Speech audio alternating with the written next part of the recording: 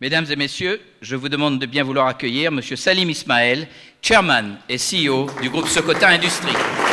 Excellences, mesdames et messieurs, les usages en matière de protocole ayant été respectés, entièrement respectés par notre maître de cérémonie que je remercie, je voudrais m'empresser d'abord de vous souhaiter la bienvenue à Sokota Phoenicia et en même temps vous faire une petite incursion dans le passé.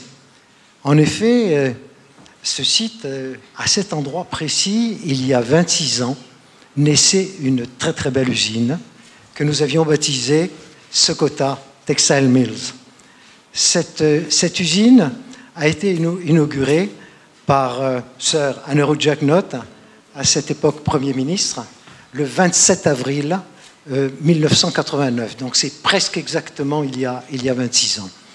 Cette usine a été la première à être équipée de microprocesseurs et donc à être entièrement pilotée par ordinateur. C'était des technologies très avancées.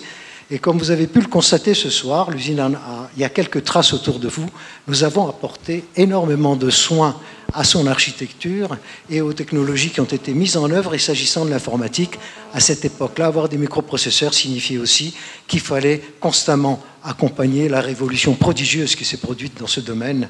Et c'est pour cela que cette usine, au fond, a été tout au long de son existence en avance sur son temps. Elle était là pour permettre aux fabricants de vêtements de la zone franche malgache, de la zone franche mauricienne, pardon, excusez mon hiatus, de remonter en gamme, l'idée étant qu'ils avaient besoin de qualité, ils avaient besoin de design, et c'est exactement ce que nous leur avons apporté sur un marché qu'on appelle aujourd'hui le marché du fast fashion. Et c'est un marché, en fait, disons en deux mots, c'est un marché qui est une véritable course contre la montre, où la concurrence ne se fait plus entre des grands et des petits, mais entre des rapides et des lents. La mode étant évidemment un marché éphémère. Sokota Textile Mills a bien rempli sa mission, et jusqu'à ce que sonne l'heure de la délocalisation de l'industrie textile mauricienne, en tout cas sur certains segments de production, qui était au fond la conséquence logique d'un développement économique remarquable et d'une hausse des coûts de salaire à la fois légitime et souhaitable.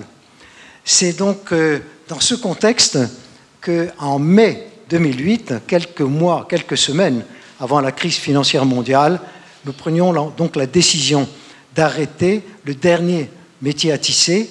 Nous l'avons fait, disons, d'une façon assez symbolique, quelques minutes avant de réunir en assemblée générale nos travailleurs dans une réception d'adieu. En fait, nous avions reclassé chacun des 450 employés que nous avions formés. C'était des employés de haute qualification, donc, puisque je parlais de technologie de pointe. Et donc, chacun de ces 450 employés ayant été reclassés, je ne vous dis pas l'ambiance que nous avons vécue à l'époque, une ambiance, disons, de gens fiers d'une mission accomplie, mais cependant quelque peu triste de voir s'achever une très belle aventure industrielle. Une aventure industrielle, du reste, à laquelle j'ai moi-même consacré un certain nombre d'années. Et donc, ça a été dit tout à l'heure par le maître des cérémonies, il est vrai que ça n'est pas sans émotion que j'évoque ce souvenir du passé et de voir, en fait, et de vous en parler à un moment où ce site est en train de renaître. Ceci étant, la fermeture de Sokota Textile Mills n'a pas empêché le groupe Sokota de continuer à croître, compliant en matière environnementale, en matière sociale, en matière fiscale. Nous figurons aujourd'hui parmi les entreprises les plus importantes de Maurice. Et c'est pourquoi je ne dirai jamais assez que si Maurice ne nous avait pas aussi bien accueillis, notre groupe ne serait pas ce qu'il est aujourd'hui. Et donc, ce que j'ai envie de dire aussi, Monsieur le Ministre, et je m'adresse en particulier à vous-même et à vous-même, Monsieur le Vice-Premier ministre, Sokota a vraiment l'ambition de s'engager beaucoup plus avant, plus que jamais, dans l'économie mauricienne et de se donner les moyens nécessaires à cet effet. Alors, Monsieur le Ministre de la...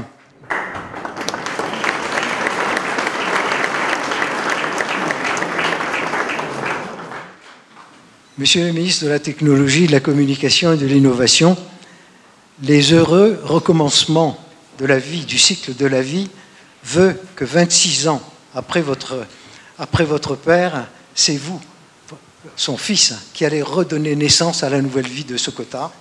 Au nom des 7000 personnes que Groupe Sokota est composé aujourd'hui, je voudrais, en France, à Madagascar, à Maurice, je voudrais vous exprimer notre profonde gratitude. Ce geste est hautement symbolique, il est très très apprécié. Alors, le maître de cérémonie parlait du phénix qui renaît de ses cendres. J'ai plutôt tendance à dire que Sokota Textile Mills s'est réincarné en Sokota Phoenicia. Et quand je parle de Phoenicia, c'est une référence à une brillante civilisation de l'Antiquité colorée de pourpre. Je suis sûr que vous voyez de quoi je parle. En fait, c'est pour dire que nous avons voulu faire de cet ensemble une belle adresse de Maurice. Je crois qu'elle commence à être reconnue comme telle. Nous avons voulu aussi en faire un centre d'excellence. Nous avions pensé à l'entrepreneuriat, donc il y a toute une partie de cet ensemble immobilier qui sera réservé à l'entrepreneuriat mauricien, jusqu'à ce que nous rencontrions Jean-Louis Roule, qui nous a convaincus également d'en faire un centre d'excellence des sciences de la vie. Nous avons donc commencé dès la fin de la transformation à accueillir une douzaine d'entreprises mauriciennes, et parmi lesquelles, du reste, un projet que j'aimerais signaler parce qu'il peut susciter un certain nombre de vocations. C'est un projet qui est réalisé par Gauthier Ismail et qui s'appelle Origine. Origine a une double vocation, une vocation de family office, qui aujourd'hui, près d'un an après son démarrage, gère à sous-actifs à peu près 80 millions de dollars d'actifs en family office. Et Origine s'apprête à lancer un fonds de private equity, l'objectif étant de financer des projets de développement durable, non seulement en Afrique australe, mais également dans toute cette région de l'océan Indien occidental.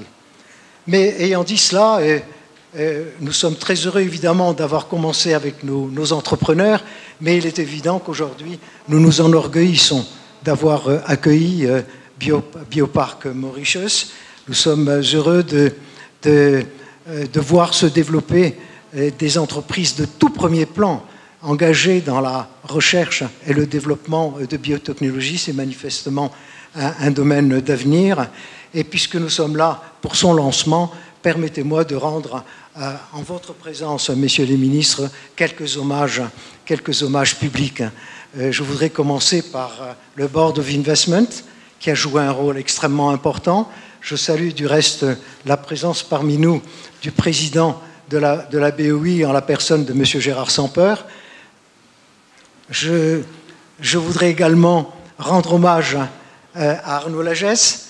Arnaud Lagesse, dont chacun sait qu'il dirige la plus importante et probablement la plus dynamique des entreprises du secteur privé à Maurice. Je voudrais saluer évidemment Jean-Louis Roule, CEO de CIDP, le professeur Amina Gourib-Fakim, Managing Director de Cephir. Et je voudrais m'arrêter ici pour dire qu'en finale, il y a eu, disons, ces personnes que j'ai citées ont été des artisans brillants, des pionniers de la création de Biopark Mauritius, mais je pense que s'il y a deux personnes dans cette salle qui méritent aujourd'hui très, très profondément un hommage spécifique, c'est Jean-Louis et Amina, parce qu'ils n'ont pas cessé, du reste ils ont raison, de dire que la recherche, c'est quelque chose qui peut faire avancer le pays, la recherche, c'est quelque chose qui peut donner à l'économie mauricienne une nouvelle dimension, mais surtout, la recherche peut créer des emplois, peut élever la compétence de nos jeunes et peut créer évidemment des emplois nouveaux.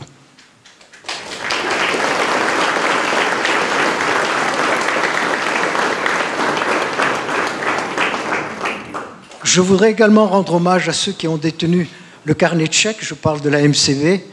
Et Et donc la MCB qui en fait a été le pilier financier, qui a financé la transformation, qui continue à le faire. Et vous savez qu'on a encore devant nous beaucoup de bâtiments à reconvertir. Donc merci beaucoup à la MCB. Et je ne saurais, disons, au moment où on salue les artisans de Socota Phoenicia, je manquerais mes devoirs si je ne rendais pas hommage à nos architectes, à nos conseils en branding et à toutes les entreprises qui ont œuvré à leur côté.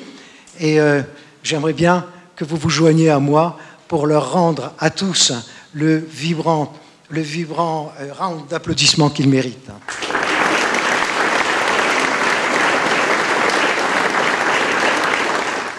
Mesdames et messieurs, sur ces mots qui finalement traduisent deux faits extrêmement importants que sont d'une part la vitalité du secteur privé mauricien.